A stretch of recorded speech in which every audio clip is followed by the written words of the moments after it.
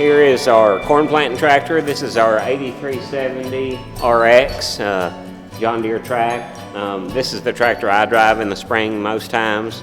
Next to our newest piece of machinery, I don't know, he called me one day about a month ago and was like, hey, I saw a super cool 2840 that looked very clean down, I can't remember where it was at. He ran down there that morning and picked it up.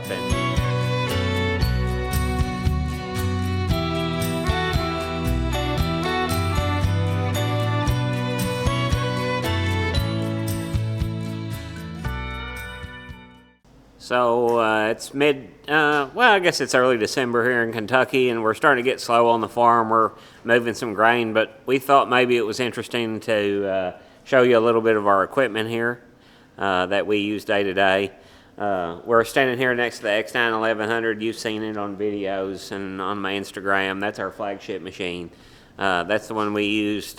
This is what's harvesting our fields. It's harvesting our corn, our soybeans, and our wheat, and we build our logistics program around this one machine here. So that's the quarter of our operation, and then everything else is centered around this machine. That's it's our only. We used to be a multiple combine farm, and we've streamlined that down to one machine, and it worked pretty well for us this year with some. We did use some hired custom.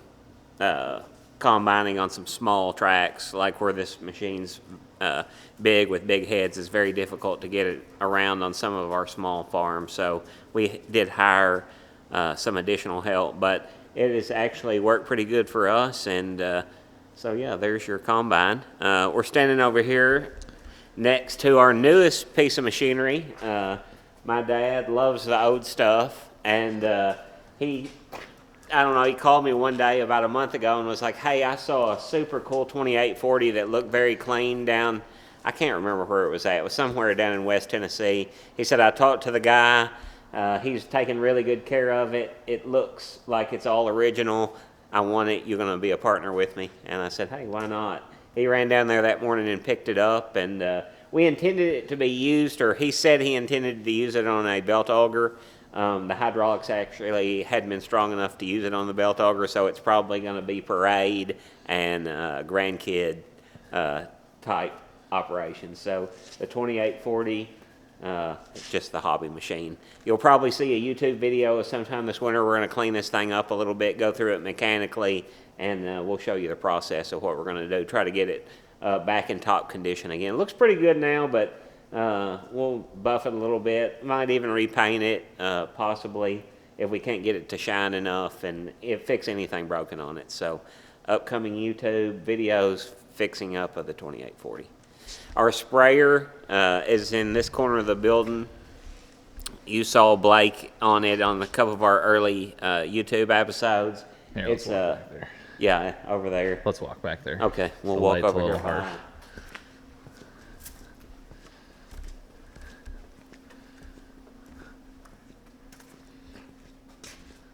So this here is a 4030R. I think it was, it wasn't like at one time we traded sprayers here almost every season. This was, I think, our second or third 4030. So it wasn't the very earliest ones, but this was a very good machine when we got it.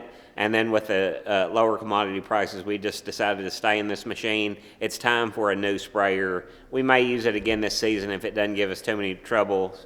My salesman was like, hey, you're already getting so many troubles out of it, you ought to trade. But we'll see how it goes. We may be in this rig another season. I think Blake said it's got over 100,000 acres on it, and it's got around 5,000 hours. So it's been a very good machine for us, very few breakdowns. It runs almost every day during the season. Zach spends almost his entire summer on it, a lot of his spring and part of his winter. So Zach runs this machine mostly day to day. Me and Blake fill in when we have downtime and Zach needs to be doing something else. So Zach's machine mostly, he takes care of it day to day, sprays in it most of the acres, makes most of the applications, and that's our sprayer. So this here is our service truck, and Homer, my dad's original employee, is still here on the farm. Currently, he's off for the winter. He doesn't work every day. He'll probably come back. I talked to him yesterday, and he said, "Hey, I'm going to be back there in a week or two." And during the winter, Homer might work 5 weeks and then might not work for 6 weeks. So you just never know about him. He comes when he wants. But this is his truck when he's here. Homer has designed it the way he wants to set it up. If you look, he's got, that's an old Chem Farm tank that he's used as a fuel tank, and Homer's very resourceful. He doesn't like to buy new things very often. He likes to take and repurpose things.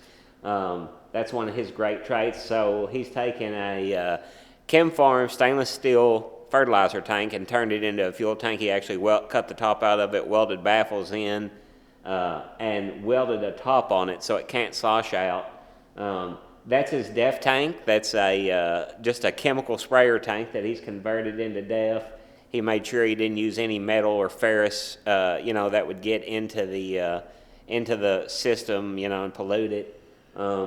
He's got his air compressor on there, and he has run all the switches down into the boxes so he can access the switches to the air compressor from standing on the ground. On the back side of that, you see a semi-fuel tank. He's actually purposed that into a hydraulic tank, so that has hydraulic fluid in it. So he can, when he's servicing the machines, he can pull up and he can put fuel, DEF, hydraulic fluid, or motor oil all from the same truck. Also, he has a welder and a set of oxyacetylene tanks on board. He has a full set of tools. He has all the power tools you can need. Also has a generator. So it's just an all-purpose unit. My dad bought that little chassis a few years back at auction, and then found the bed in Atlanta, Georgia, and him and Terry, one of his cousins, who, if you know them both, they're both characters. They set out one night on an epic journey, left here about, it was almost dark one night on a journey to pick this bed up, and it was a great story. They got down there and didn't have any way to get the bed lifted onto the truck, but they're very resourceful. They somehow got it on the trailer and then made it back without sleeping. It's a pretty fun story for another day, but that's our service truck. So we have a couple of different Rangers here on the place, and we just use them for utility. I mean, similar to golf carts, they just get the guys to and fro. The grandkids like them. We also spray small plots out of them and spot spray with them. So, they're just your random, everyday, run-of-the-mill utility vehicle. We have a couple of different forklifts here. This is our JCB telehandler. We love auctions like Ritchie Brothers and Purple Wave and all those. We constantly troll those things looking for deals. We actually had a Genie telehandler here at the farm, and just rented one season on a lease or something. We loved it so much that we began looking, trolling those sale barns, looking for a good value in a telehandler. Found this JCB. We probably had it close to, 7 or 8 years now. It's super handy. We use it constantly, and it has had very little breakdown. So this was our first JCB piece of equipment. We've had a very good experience out of it, and then that's our little Datsun. That's there's so many. I mean, those things are just classics. They've been on almost every farm for years. That one's no exception. It's been here over 20 years, and we load pallets and do a little bit of everything with it. So there's a cat on it right now. Oh yeah, he's that's our cat that had he got dog bit and had a missing part of his tailbone. I didn't actually think that little cat would survive, but has actually done quite well, and the dogs don't mind him now. So there's a dog. So here's our one of our service trucks, utility trucks, whatever you say. This is the one that usually moves the skid steer and the backhoe and all the small pieces of construction equipment around. 6-speed, pre-def. It doesn't give a whole lot of trouble. It just got a new clutch, so it should be ready for the upcoming season. All been serviced and charging the battery on it, so it'll be ready to go. So this is our 1066, and this is our only this is our only international, I guess you have left. Our last international product that we have here. We originally, when I, you know, my dad and then me originally were case guys, and we transitioned out of that over time, not because case was a bad product, just because we were getting served very well by the Hudson dealer network, wound up in Deere. But this is our last international piece, and it basically dumps every load of soybean on the farm that doesn't go to our home set of bins. So here on this farm we have a home set of bins, but we also have lots of satellite bins on different locations, and none of them have legs or anything like that. They're old school, and we still use this to dump our beans day to day. We had a sister to this tractor that was a 1086 that actually burnt a year or two ago, and what we would do is we had augers for both of them and just set them up on different locations. We lost the one and had never replaced it. We probably will, maybe this off season, just to give this one a break so it doesn't have to dump every load. And if it does have a breakdown, we're not at the, at the mercy of not having a tractor to dump our soybeans. So it's been a good one though.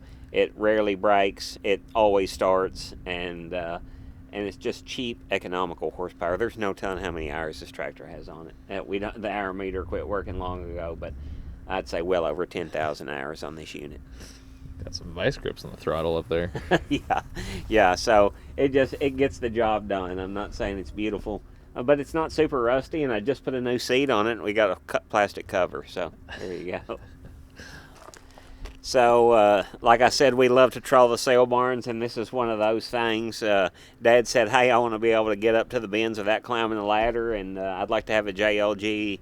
This isn't a JLG, it's a different, I think this brand's Terex or whatever, but this is one of those sale barn buys. We just troll the sale barns. If we see something we like, we think is we can either make money on or buy for value, and this is one of these purchases. We saw it on a sale barn. Didn't have a great bid on it, and we ended up buying it. And we just use it for washing equipment, putting metal back on barns, or checking our grain bins.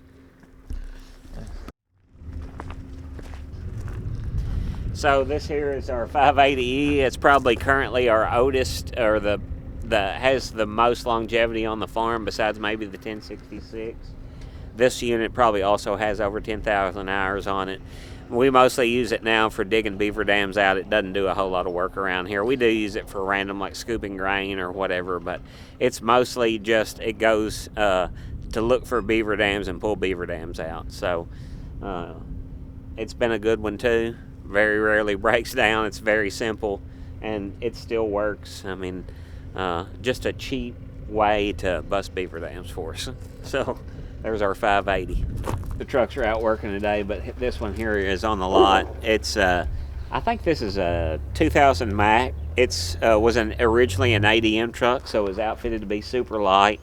It's actually my favorite truck to drive. It's very long. I think it's like 230-inch wheelbase or something like that. So it's designed to haul a lot of weight and be very light. So it'll stay, it stays under, if you've got 900 bushels on there, you still got a legal load. So rides good, and has been Mack. Hey, it's just a solid truck. It's not the flashiest, but it's doesn't break down much either. So how many other trucks do you guys have? I think we got 4 other semis, and this is one of the main ones we use day to day. We have one truck that we mostly use to logistically move our track hoe dozer and other equipment around, and then we have 3 other semis that stay on the road pretty much every day. So we've gone into the other barn. Here is our 333. It's our skid steer. We bought this unit new originally. I think this thing is 7 years old now. I think it's got about 1,500 hours. Has really given relatively a low amount of problems. We put our first set of new tracks on. I think we have a YouTube episode showing the removal and installment of a new set of tracks, but we just use this thing cleaning grain up, cleaning fence rows out, moving deadfall, fixing ditches. It just has all kinds of uses on the farm. We originally bought this thing thinking we'd use it some, and what we've discovered is we use it almost every day around here. It's probably my dad's favorite piece of equipment. He does definitely almost gets on it every single day. Loves to use it around the yard, on the farm, all kinds of different various jobs. Also occasionally gets rented out for construction work. So it's just got, it's kind of like the Swiss Army knife of the farm. Here is our corn planting tractor. This is our 8370 RX John Deere track. This is the tractor I drive in the spring most times. Most of the time we have a set of Chem Farm tanks that we hold our fertilizer for our corn planter on the front of it, but this fall it was used as our grain cart tractor. And overall been happy with this unit. The best thing about it is its rideability is amazing.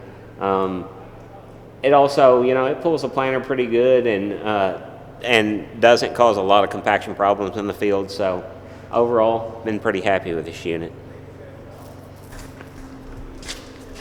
So here's our corn planter. It's a 24-row, 30-inch, 1775 narrow transport. It does have exact apply and exact emerge. It's the high-speed unit.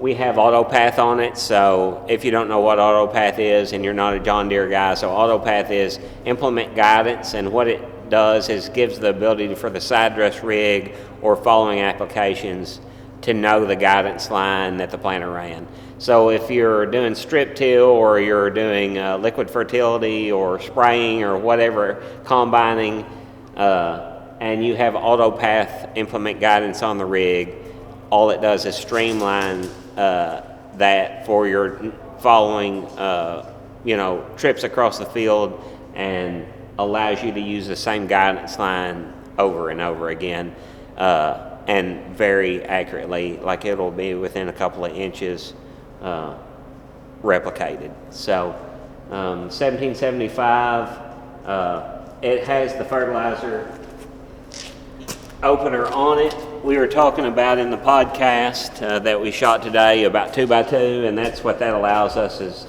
that fertilizer opener allows us to space our fertilizer 2 inches over from the corn.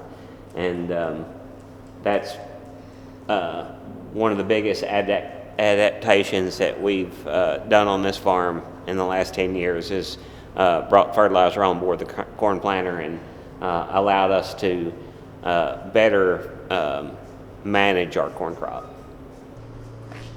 So the last time Clayton was here, we were spreading wheat fertilizer, and here's our fertilizer spreader. It is a Vector 300. This is a short line piece of equipment. It's from a southern manufacturer. They're component rigs. They use Cummins motors. They use John Deere cabs. They have, like this one is outfitted with a new leader bed. I think there's a couple of bed options they'll give you. But they're just very simple component rigs. You can find parts for them at most of your local, like bumper-to-bumper auto parts, Napa, all those different auto suppliers. If it has parts for a semi, it has parts for a Vector. Just a very cost-effective way to spread fertilizer. So here's our 9330. It is our main tillage tractor on the farm. We don't do a lot of tillage here, but if we do tillage, the 9330 is the unit we use for that. We bought this rig. I don't think it was new. I think it was about a year old when we bought it. Seemed 500 hours when we bought it, something like that. Now it's got close to 6,000. We've had the injectors done a time or two, and it's time for injectors now. It's currently got trouble with the drive line that we have to fix, but really this tractor has been a great unit for us. Haven't had a lot of trouble out of it, and it does what we ask it to do. It has most years ever since we bought it originally. I don't know how many years we've had this thing, a long time now. It's taken basically every crop out with the grain cart. So we rely on this tractor a lot every day, and it's been a good unit for us.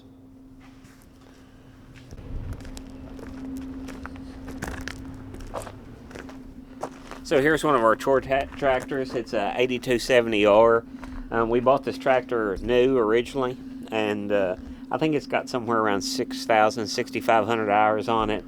We use it on all kinds of different applications. It was originally a planter tractor, and we've kind of transitioned it out of the planter role, and it just does chores day to day. So today we've got it on the old 1040 wagon. We've had this wagon somewhere around 20 years. There's no telling how many different bushels and crops it's seen. Had the fightings replaced on it a few times. It just keeps on ticking. And today what we're doing with is just pulling it around, loading it, and that way the truckers can get in and out of here quicker. We don't worry about it setting out too much because it is so old, and we put our newer wagon up, leave this one out so we can use it here around the grain bins. That's what this tractor's doing here too. Today is just facilitating the grain to leave the farm a little bit faster. Nice. So that tractor in the background that Cody and Blake are over there by, that is the original piece of John Deere equipment that started it all. That's our 8400. It's a chore tractor around here. It does dirt panning, grain moving. Occasionally you'll see it on tillage or a little bit. It does a little bit of everything. Its core job is to just move the corn out of the bins with a belt auger. So that's its job. Like I said, it was our very first John Deere tractor purchase in modern era.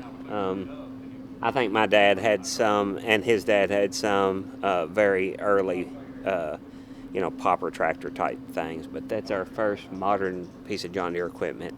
That tractor has over 10,000 hours on the original motor, and really runs trouble-free. I mean, it's had very little problems over the course of years. A few manifold bolts, random various hydraulic lines, things like that, but just runs pretty trouble-free. Keep it maintained, and it does its job each and every day. Low cost of ownership. You see Cody over there working right now. That's our John Deere mechanic, and he's trying to see if he can make that 2940 or whatever it is run the belt auger. He's seeing if he can get it going. So that's what they're doing out there.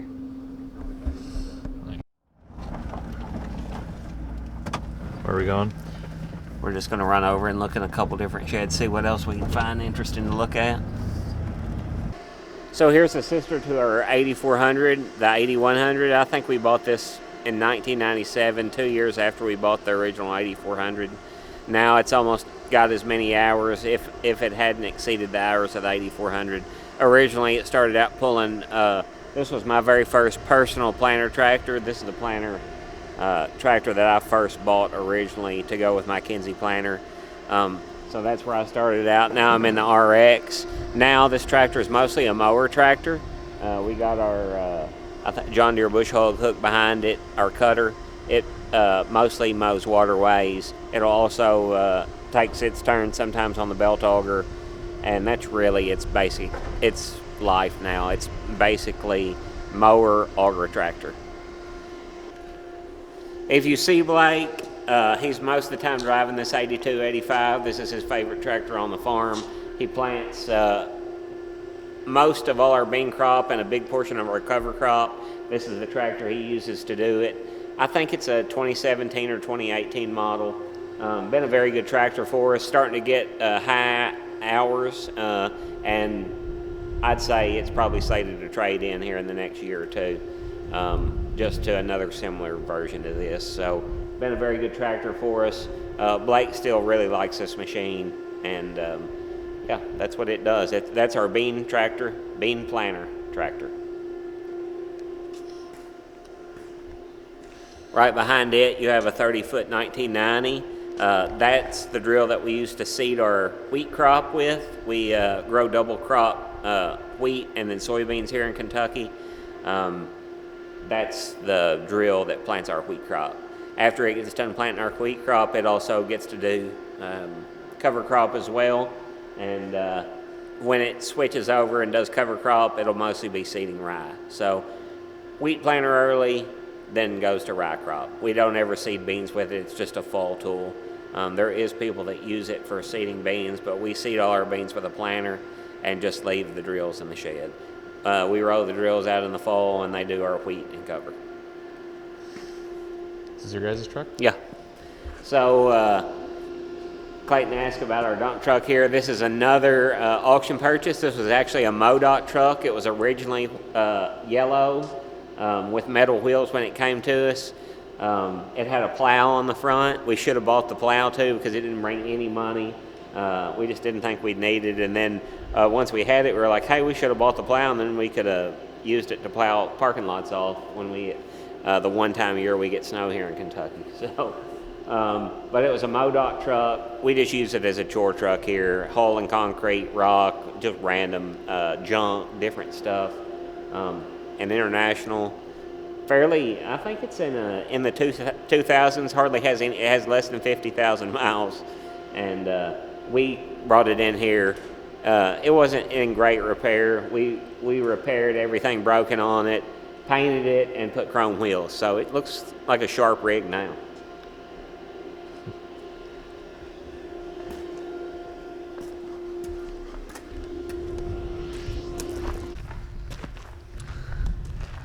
So here's our bean and wheat header. It's a 50-foot HDF. This is Deere's new hinge flex draper. We pair it with our Exxon 1100, and right now it's harvesting soybeans and wheat. And if you stay tuned and we don't trade this machine, you'll get to see it plant canola because I think we're going to seed our first canola crop here in 24 and get to cut it in the spring of 25. So if we still have this machine in 25 and we haven't traded to another 50-foot platform, you'll get to see this one cut canola in the future. In the same barn, for all you old John Deere Classic, we have a Classic 9500. This actually isn't my machine. This is the machine we had help us with custom, but it's a good friend of mine. Let's go look at it. Jesse convinced you to do canola in 24? Yeah. Bungie actually came down and talked to me about it day before yesterday. Really? They gonna offer you a contract? Yeah, I got a contract. So here we have a original John Deere 9500. This is a walker machine. It has a 20-foot platform and a corn head, 6-row corn head with it. You'll get to see this combine work for us this fall. You'll get to see it again in the spring wheat harvest. We're going to harvest some wheat with it next spring, and it'll be helping us through the fall crop as well. So this machine, I think Ronnie told me, harvested 700 acres this year. So it's still very worthy of a crop. If we went and looked, Clayton and I did, when it was harvesting beans, you could barely find a bean behind it. So still doing a great job. I think this combine was around the time I graduated high school, which was in the late 90s, was one of the flagship machines on the farm around here. So very popular in this geography, and still to this day, a workhorse. Great machine. Val, calm down.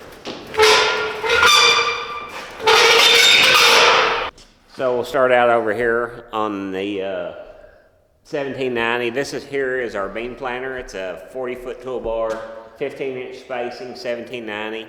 Just it's hydraulic driven, but it's just a mechanical, air seed delivery, not exact emerge or anything like that. This is not one of the high-speed units, just a basic bean planter. That's where we plant all our soybeans. This season we used an additional 1790. That one left the farm over the course of the winter. We're going to add an additional bean planter probably this off season. So this one right now is our only bean planter, but stay tuned. You'll probably see another one come on board sometime this winter. Here's our 1272 Demco. This is the one that our very first YouTube episode was fixing a damaged gate on this unit and installing some new bearings and stuff. We bought this one used a couple of years ago from Jay Harris. I think this is its second season here. It had a season or two away from here that, Been a pretty good wagon overall. Like, it came here broke. We got away running it like it was for a season or two, repaired it, and has ran good, and we're happy with it. You know, it's not the perfect wagon, but pretty cost-effective unit.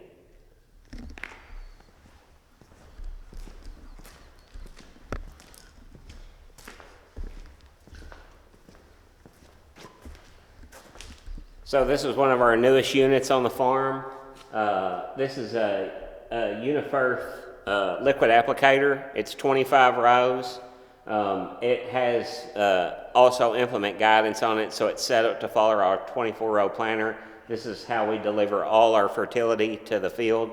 It's if you look here, it's pretty interesting. It has a shank that applies 80% of your product. So this shank, your coulter opens the ground, the shank plows it in, but it also has a feature where you can Y drop with it as well. So there's a little needle valve. If you want to Y drop some, you can flip the thing over and it'll apply 20% of the product by Y drop, 80% by shank. We did test it out. We're not big Y droppers here. We get a lot of very hot weather in Kentucky. A lot of times it's in my opinion, a little bit too hot to Y drop because we lose nitrogen due to volatilization. But on cooler days or days we're expecting rain pretty soon, it does have the ability to feed that crop right next to the root zone with Y drop. It's got a steerable hitch that's from the factory.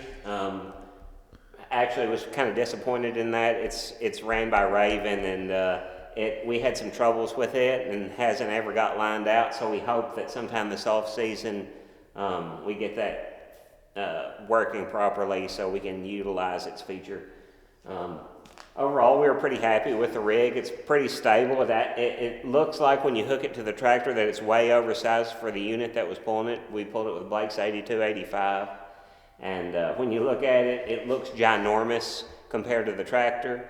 But actually the tractor pulled it pretty good and didn't struggle with it at all. So it doesn't take a whole lot of horsepower to use, even though it's a monstrous rig. You know, it holds 2,600 gallons, so once you get it full, it's out in the field for a while, and it's capable of running very high speeds. Like, I think they say 10 to 12 miles an hour. In Kentucky, we have struggled running that fast in our fields just because of the topography they have and waterways and all kinds of, no straight inroads here. So I think Blake said he was effectively running at 8.5, 9 miles an hour, so at very high volume. So this is a very cool unit. If you like to get over a bunch of acres fast, this is the one for you. Blake was like, man, that sucker, you give me that and a bunch of liquid and I can absolutely throw some fertilizer down. And he would, Logan was hauling a fertilizer and he couldn't make it back, and Blake had already put down the entire transport and was ready for another one. So this one will work a driver out right here.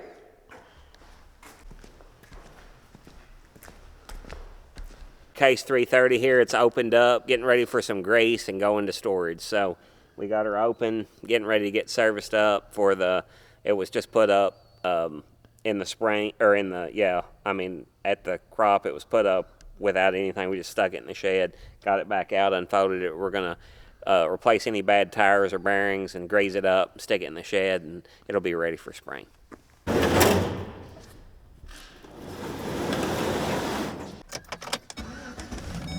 So here we have Pop's current favorite tractor, and actually Logan loves this tractor too, that old Popper, old John Deere 60. Came to the farm about, probably been 5 or 6 years ago now. Pop bought it for these kids to be able to have a parade tractor, and just we hobby farm with it. We just get it out and play with it. He's got a wagon for it, as you can see. He's got a hay in it, ready for a hay ride.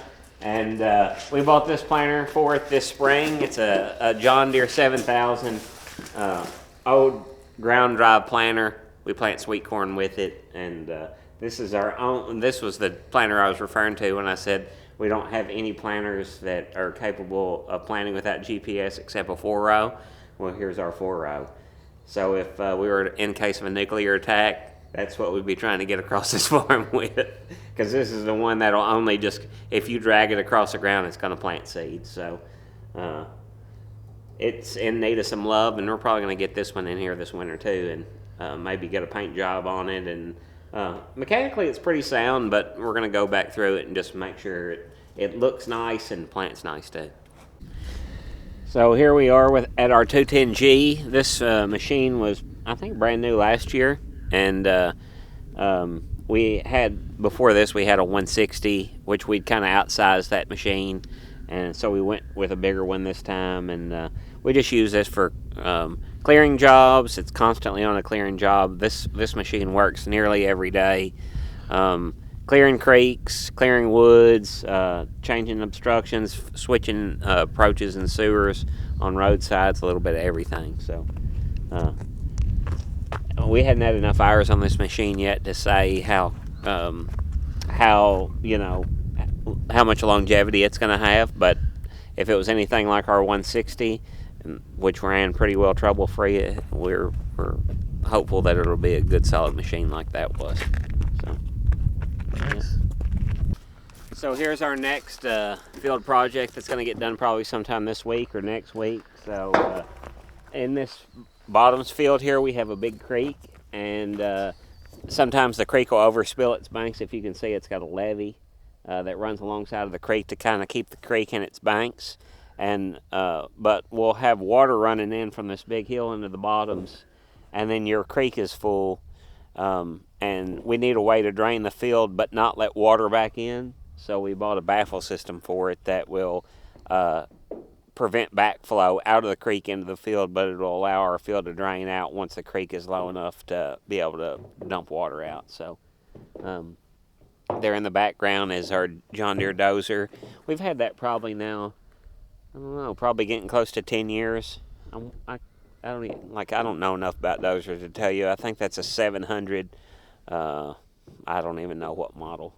Somewhere around 2006 John Deere dozer. We bought it used. I think it had about 1,500 hours on it when we bought it. We've put a couple thousand on it since then. We don't use it a whole lot. It is used in conjunction with our track hoe, but we try to let the track hoe do most of the work, and the dozer just to do the last part of the cleanup, to dress things up and stuff. So, yeah. Is that all of it? That's all of it. There, we got another barn over there with some more stuff in it, but Okay. you want to go look for arrowheads for a minute? Sure. We're down here close to a creek that has Indian artifacts in it, so travel along with us. We'll ride down here and see if we don't get to pick up an arrowhead.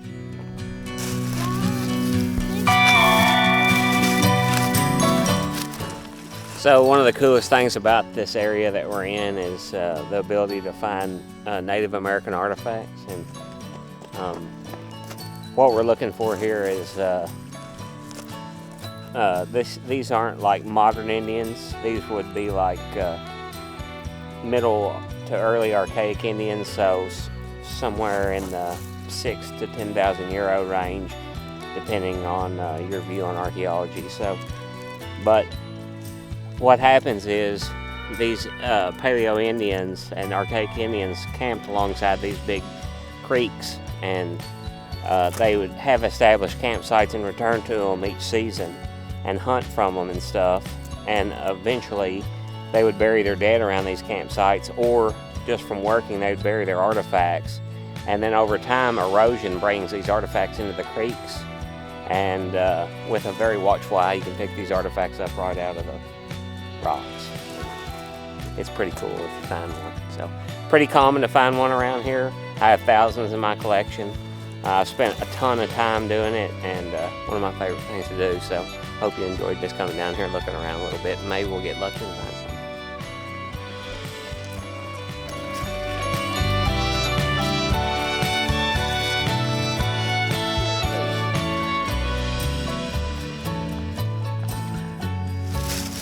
Appreciate you watching our YouTube this week. Like, share, and subscribe, and tell your friends about us. Hey, we appreciate your support.